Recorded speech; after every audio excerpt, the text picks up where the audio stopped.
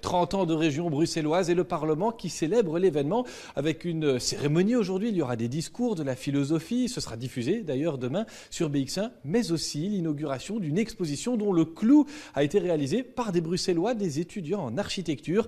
Ils ont couché sur papier, sur plan, puis après des maquettistes, des professionnels, ont consolidé, on va dire, leurs réflexions sur ce que pourrait être un Parlement dans 30 ans. Avec nous, quelques-uns des heureux lauréats de ce concours.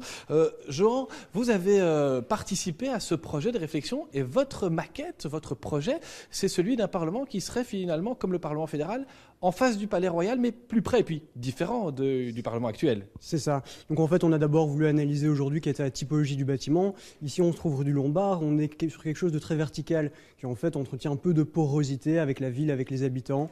On a voulu se diriger vers quelque chose de plus transparent qui pourra avoir un réel dialogue à la fois avec une place et un parc. J'interroge votre collègue. La transparence, c'est important. On voit qu'il y a des vitres, c'est plus qu'un symbole.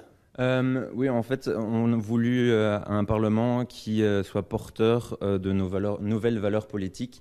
Et donc, du coup, la transparence était important parce qu'on aimerait que dans la politique, il y ait aussi plus de transparence et pour que les citoyens puissent être plus accessibles, avoir plus d'accès à leur nouveau Parlement. Alors, le troisième, mais vous avez été plusieurs, on va dire, copains de cours, ou en tout cas de TP, à travailler ensemble.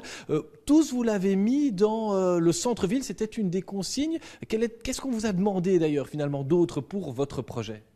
L'idée de le mettre en plein centre-ville, dans le Parc Royal, c'est que c'est un lieu qui est très fréquenté de base par les citoyens. Et donc, c'est pour ça qu'on l'a mis là. Il est en face du Palais Royal, il y en a d'autres qui sont au cœur du piétonnier.